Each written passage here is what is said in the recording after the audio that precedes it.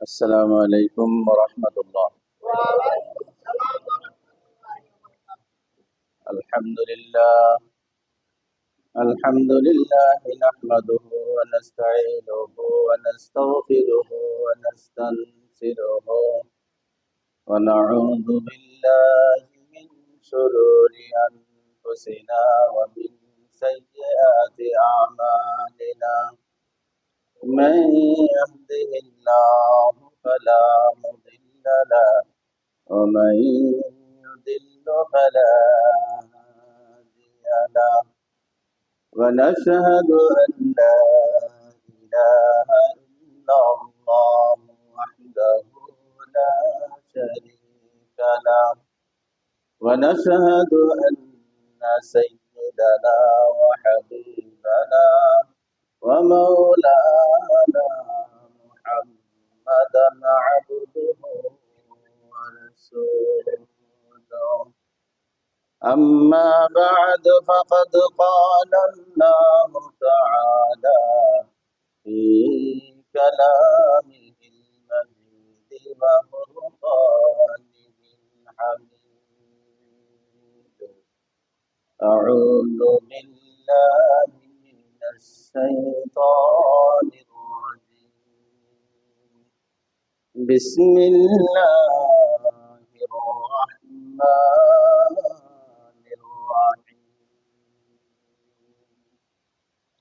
إن الله وملائكته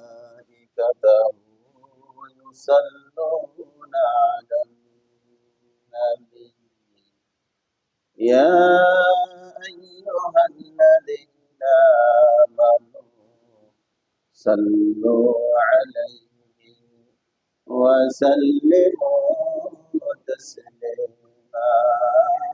اللهم صل على سيدنا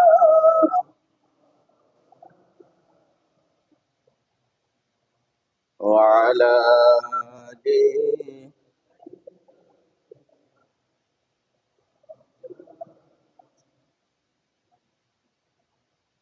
কখন জানি ডাকাইছিবে এই বাড়ি ঘর সারিতে নিজের জামা খুলে রেখে সাদা কাপড় পরিতে। আল্লাহুম্মা সাল্লি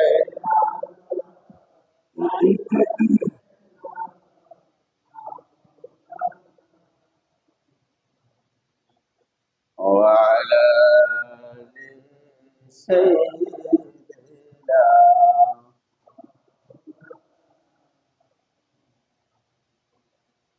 আলহামদুলিল্লাহ, আল্লাহ পাকের বহুত বড় ইহসান ফজল আর করম, যিনি আপনি আমাকে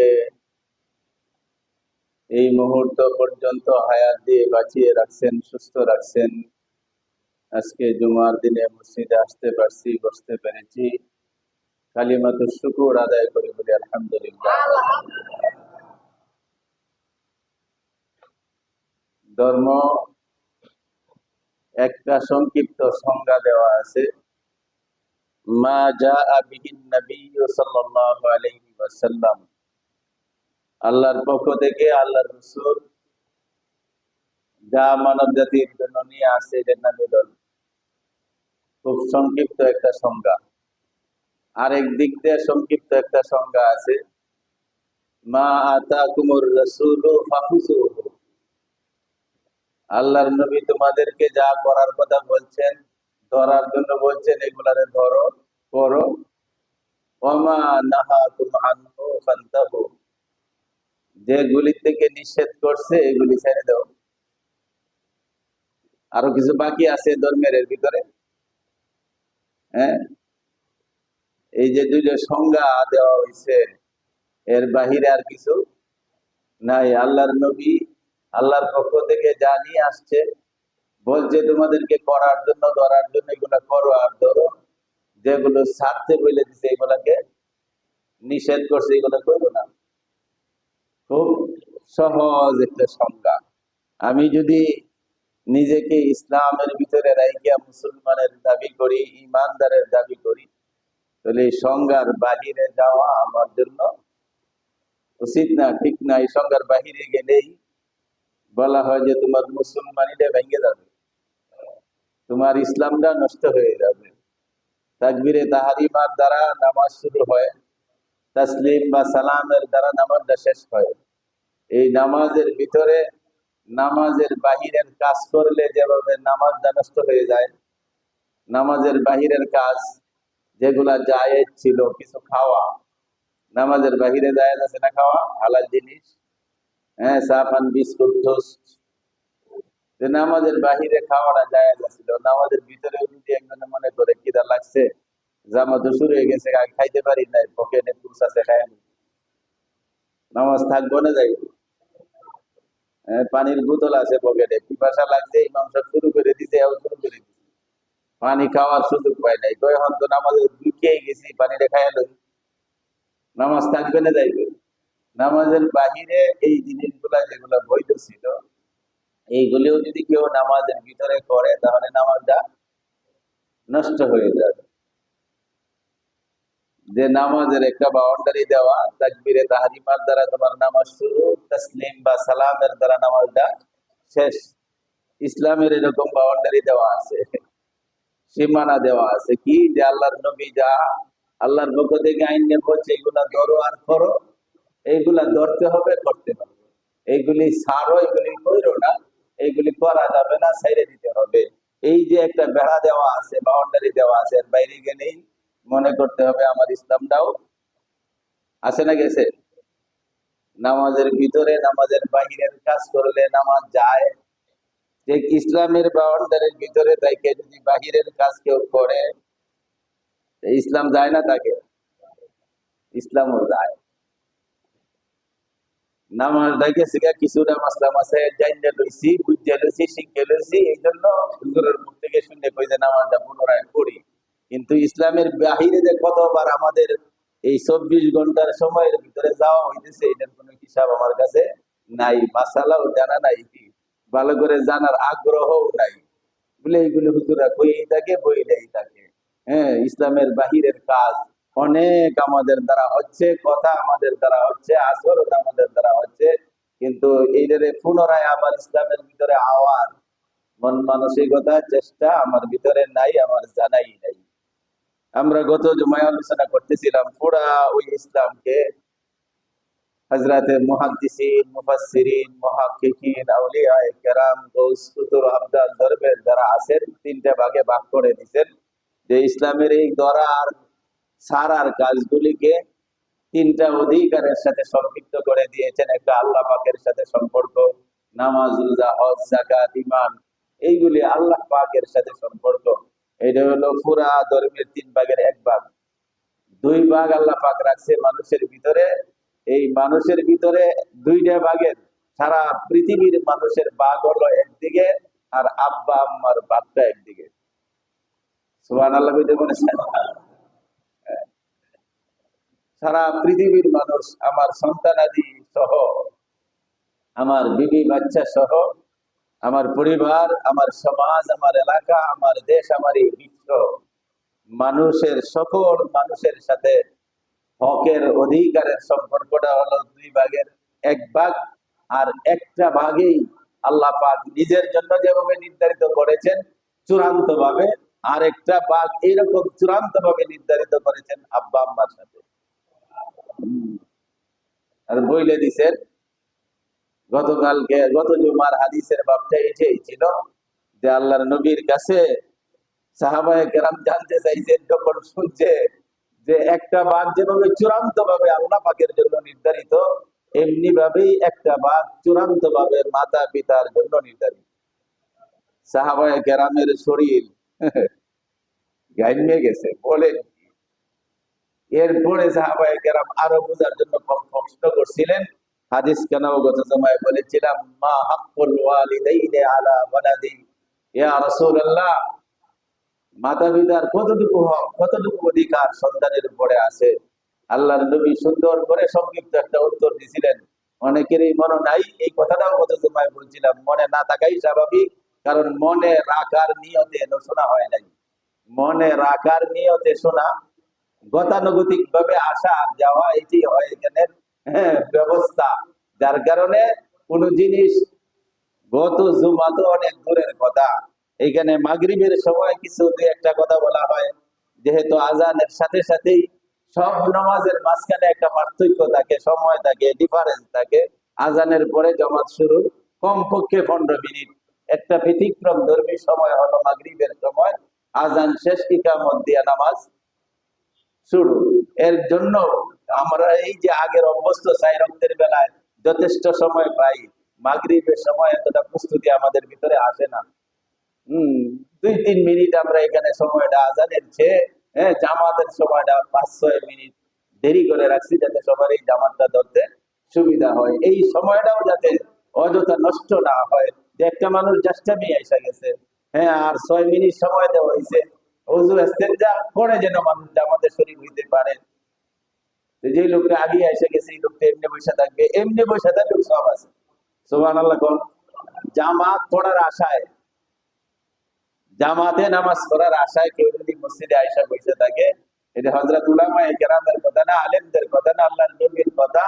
যতক্ষণ পর্যন্ত জামাতের অপেক্ষায় বসা থাকে, ততক্ষণ তার আমল নামায় কবুল নামাজের সওয়াব লেখা হইতে থাকে, সব পায়। এরপরে এটা দেখা যায় না, বোঝাও যায় না, বই রিজিজম করে জামাতটা পরে নিতে ভালো তো বাইরে দেখাম গা। এই জন্য 2-3 মিনিট সময়ের ভিতরেও 1-2টা মাসালা, 1-2টা হাদিসের অর্থনুবাদ, এক দুইটা দিক নির্দেশনার কথাবার্তা এখানে বলা হয়। পরের দিন যদি জিজ্ঞাসা হয় গতকালকে না কি বলা হয়েছিল, সপ্তাহ তো দূরে, 7 দিন পরে 1 সপ্তাহ, গতকালকে আর আজকে হলো একদিনের ব্যাপার। এরপরেই বেশিরভাগ মানুষের জেহানে আমাদের এই কথাগুলি থাকে না। এটার কোনো দূর বলতেছি না, অভ্যাসটাই মনে হয়ে গেছে যে ধর্মীয় কথার ভিতরে আগ্রহ আমাদের কম, যার কারণে শোনার সময় আগ্রহ নিয়ে শোনা হয় নাই।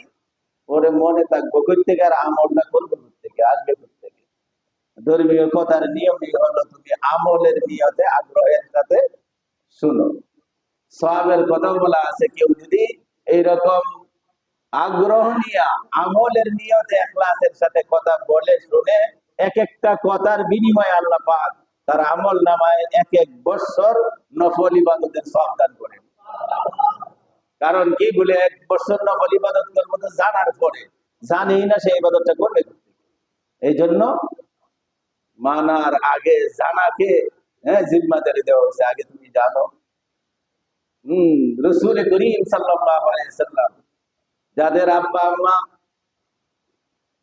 দুনিয়াতে আছে, এদের জন্য তো প্রথম খুব মনোযোগ সহকারে শোনা। এখনো সুযোগ আছে, জানতে দিকে পাওয়া ধরো। কারণ আল্লাহর নবী কথা হলো, হুমা জান্নাতুকা ওয়া হুমা নারুকা। ও আমার সাহাবারা, জানতে চাও আল্লাহ পাক কেন নিজের জন্য একটা হককে নির্ধারিত করলেন চূড়ান্ত ভাবে, আরেকটা হক সমানে সমান, তালে তালে আব্বা আম্মার জন্য চূড়ান্ত ভাবে নির্ধারিত করে দিলেন। আব্বা আম্মার জন্য যেমনি ভাবে, আল্লাহর জন্য তেমনি ভাবে। তার কারণটা কি জানো সাহাবা? বলে হুজুর বলেন, জানতে এই জন্য আপনার কাছে জিজ্ঞাসা করলাম, একটু বলেন। বলে আব্বা আম্মাই তোমার জান্নাত। সুবহানাল্লাহ বিহামদিহি। আব্বা আম্মাই তোমার জান্নাত, ওয়া হুমা নারুকা। ও আমার সাহাবারা, আব্বা আম্মাই তোমার জাহান্নাম। ব্যাখ্যা বুঝে আসছে না?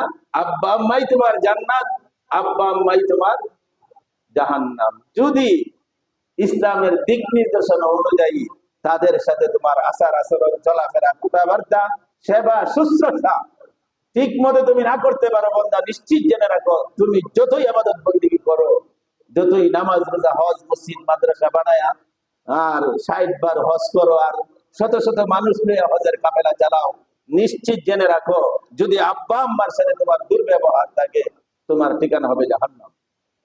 হুমান আর এই জন্যই চূড়ান্ত ভাবে আল্লাহ পাক কয়ে দিয়েছে, আমার হকটা যেমন আব্বা আম্মার হকটা তেমন, আমার হকটা যেমন আব্বা আম্মার হকটা তেমন। আল্লাহু আকবার। আরেকটা হাদিস,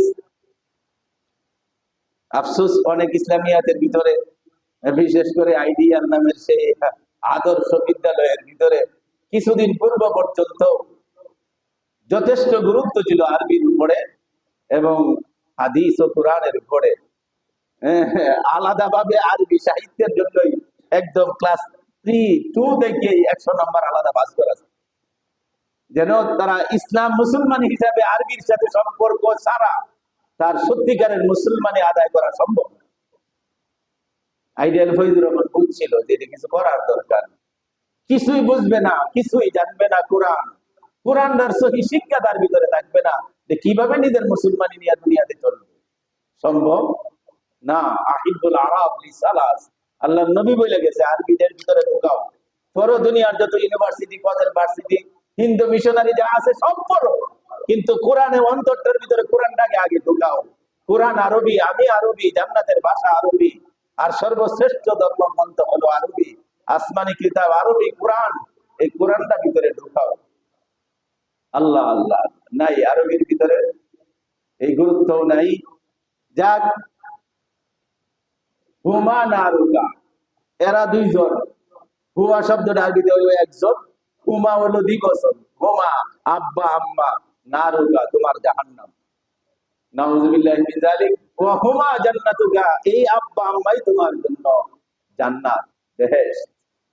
হাদিস আরেকটা মুস্তাফাদা বলতেছিলাম, আল জান্নাতু তাহতা আকদামিল উম্মাহাত, অনেক ছোট ছোট ছেলেরাও মা বাবার মুখ থেকে শুনিয়া মুখস্থ করে নিয়েছে, জান্নাত মায়ের পায়ের নিচে।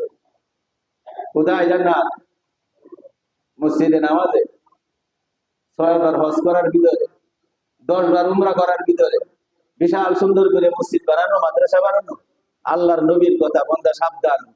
আল জান্নাতু, অর্থ জানা আছে, আল জান্নাতু জান্নাত, তাহতা মানে নিচে, আকদাম কাদামনের বহু বচন, আকদাম কাদামনের তো কদম, কই না কদম, কদম শব্দটা এটা আরবি, এটার বহু বচন আকদাম। আল জান্নাতু তাহতা আকদামিল উম্মাহাত, উম্মুন এক বচন, উম্মুন হলো মা, আর এর বহু বচন উম্মাহাত। এই দুনিয়ার সন্তানরা, মার পেট ছাড়া কেউ পৃথিবীতে আসতে পারো নাই। আমি কোন নবীকেও মার ছাড়া জন্ম দেই নাই, বাপ ছাড়া জন্ম দিয়েছি হযরত ঈসা আলাইহিস সালাতু ওয়াস সালামকে। বন্দা তুমি সাবধান, মা ছাড়া পৃথিবীতে আমি কাউকে পাঠাই না। এই কারণে যে সন্তানের জান্নাত আমি মায়ের পায়ের নিচে রেখে দিই, মায়ের পায়ের নিচে জান্নাত, মায়ের পায়ের নিচে সন্তানের বেহেশত। পাওড়া যদি না সরায়, বন্দা তুমি যদি এই পাউডারে দুনিয়ায় থাকতেই সোজা করতে না পারো, জান্নাতের দরজার ভিতরে তোমার মা পাও টেকায় বসে থাকবে। এই পাও না সরানো পর্যন্ত তোমার নসিবে জান্নাত আসবে না। বলতেছিলাম, ইসলাম সুন্দরভাবে একটা শরীয়ত সম্মত সুন্দর সিদ্ধান্ত দিয়া সত্যিকারের আসল মানুষের আকৃতিতে পৃথিবীতে মানুষ আনার ব্যবস্থা করছে বিবাহের মাধ্যমে। বিবাহের মাধ্যমেই কিছুদিন পরে আল্লাহ পাক অনেক দাম্পত্য জীবনে সন্তানের ব্যবস্থা করেছে। ইসলামের পবিত্র মহাবিধান, বিবাহটা যেরকম ফরজ, বিবাহ যেরকম সুন্দর বৈধ পবিত্র, সেই পবিত্র বন্ধনের মাধ্যমে পবিত্র মানুষ আসবে। আর যারা এই পবিত্র বন্ধন ইসলামের সাথে সম্পর্ক নাই, তারাও হয়তো মানুষের আকৃতিতে একটা মানুষ পৃথিবীতে জন্ম দিবে, কিন্তু এটা শুধু আকৃতিতেই মানুষ হবে, সত্যিকারের মানুষ হওয়ার কোন সুযোগ নাই। কারণ ইসলামের বৈধ পন্থাই তার ভিতরে আসে নাই। বৈধ পন্থা, তার নাম বিবাহ। বিবাহর দ্বারা সত্যিকারের একটা সুনাগরিক, সুশিক্ষিত, সুশীল একটা ব্যক্তি সমাজের একটা সুশীল শিক্ষিত নাগরিক হবে যখন বৈধ সম্পর্কের মাধ্যমে আসবে। আর সেই বৈধ সম্পর্কের মাধ্যমে সন্তানরা পৃথিবীতে আইসাই চিন্তা করবে, বানানে বলা আমার আল্লাহ, পৃথিবীতে আমার মাধ্যম হলো আমার আব্বা। কথা ঠিক যাবে? হ্যাঁ, বানানে বলা কে? পৃথিবীতে আসার মাধ্যম আমার আব্বা আম্মার। ঠিক আছে, আব্বা আম্মার পৃথিবীতে আসার যে রকম মাধ্যম আল্লাহ পাক পরিষ্কার জানায় দিছে, আমি তোমার বানানেওয়ালা, আমার হক তোমার উপরে ফরজ। ঠিক এমনি ভাবে আসার মাধ্যম যেহেতু তোমার পিতা মাতা, পিতা মাতাকে দেখাটাও তোমার উপরে ফরজ।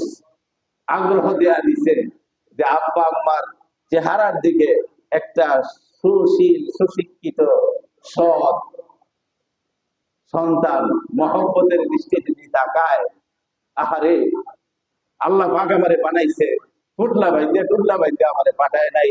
এই আব্বা আম্মার মাধ্যমে আমার এই পৃথিবীতে আসার ব্যবস্থা আল্লাহ পাক করে দিয়েছে। মহব্বতের দৃষ্টিতে যখন তাকায়, ও হাজিরা, ও উমরাকারীরা, ভালো করে হাদিসটা শোনো।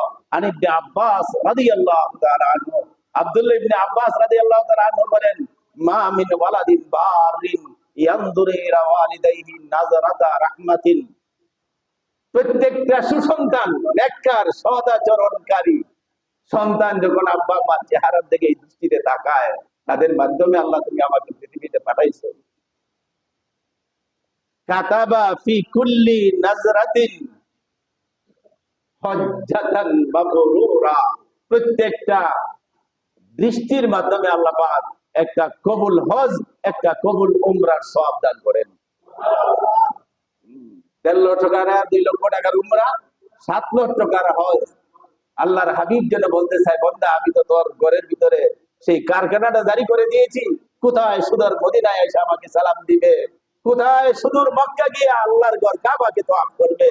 আমি আমার এই কাবা, আল্লাহ পাকের পবিত্র কাবা, আমার এই সোনার মদিনার রওজা, আল্লাহ পাক আমার ইসলামের মাধ্যমে তোর ঘরের ভিতরে ফ্যাক্টরি জারি করে দিয়েছে। সাহাবায়ে কেরাম বড় আশ্চর্য হলেন, এত কঠিন কাজ উমরা, এত কঠিন কাজ হজ, আর এদের এত সওয়াব, মা বাবার চেহারার দিকে তাকাইলেই হবে। সাহাবায়ে কেরাম জিজ্ঞাসা করেন, ওয়া ইন নাযারা কুল্লা ইয়াউমিন মিয়াতা মাররা।